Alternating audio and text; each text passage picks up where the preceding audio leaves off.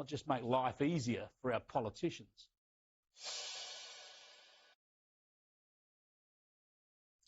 Let's go to One Nation leader Pauline Hanson now joining us live. Thanks for joining us, Pauline. What's your thoughts on 4-year terms? Okay. I don't want it. Tony Abbott summed it right up perfectly, and your submission of it is very good as well. As I said, if I thought that Albanese was going to go to 2025, I'd say heaven help us, because the policies he puts through, the legislation he puts through, he rams through the parliament, there's no accountability, no consultation with the public, so no, we don't need it. What I would like to see, Chris, is a 3-year set term. Every day, you know, it should be set in stone when we're going to have that election, not to be called at their behest. Yeah, the states have mainly gone to set terms. They've got 4-year terms, but a set election date. Everyone knows it years out. That would make a lot of sense federally. What about voluntary voting? Surely this is a ridiculous situation where we force people to vote. Look, I've always supported compulsory voting, but my attitude has changed, because we've got people who turn up at the polling booth, wouldn't have a clue who they're voting for, why they're voting for them.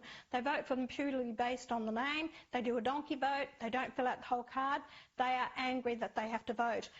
Allow people to vote who really take an interest in politics, really understand who they're voting for, the policies of the political parties. So I'm sort of turning, only those people who really want to go and vote should be able to vote, not those, because a lot of people, even up north, the Aboriginals, they round them up, they get the voting tickets, they fill them in for the Aboriginals.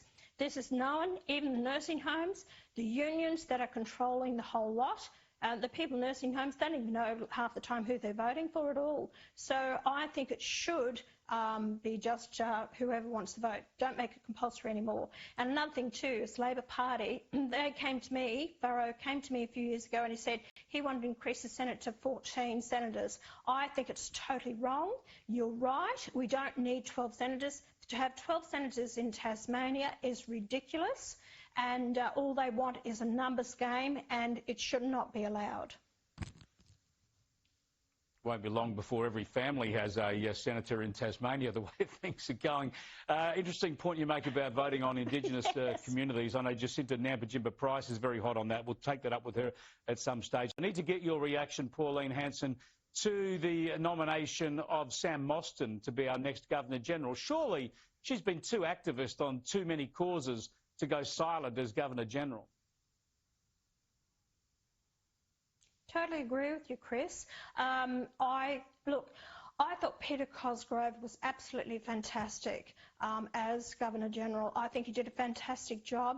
But this appointment that's given by the Labor Party at the moment, I just don't think it's in Australia's best interest. You know, people say we should have an Australian head of state. Well, we do in our Governor-General. But you know, probably what we could possibly put forward is, instead of the political parties picking their mates, you know, job for their mates, let's look at the Australian people at the election.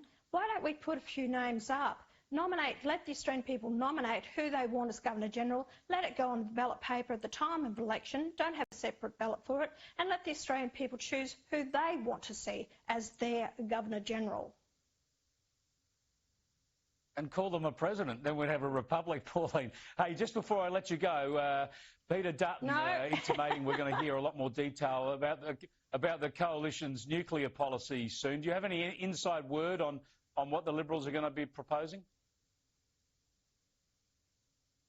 No, they haven't told me anything, but Peter Dutton, if he wants to bring in nuclear, he should have a talk with Christopher Lee, because he doesn't want nuclear. And what I'd like to see is a diversity of power. Do not get rid of the coal-fired power stations before we need to. We can have a diversity of power, whether it's solar, whether it's wind turbines, nuclear. They're going to take years to build. Who's going to pay for this? But we should keep the coal-fired power stations going until we can reduce the power costs to the average family out there, industries, manufacturing, give them cheap power before we actually think about shutting down coal-fired power stations.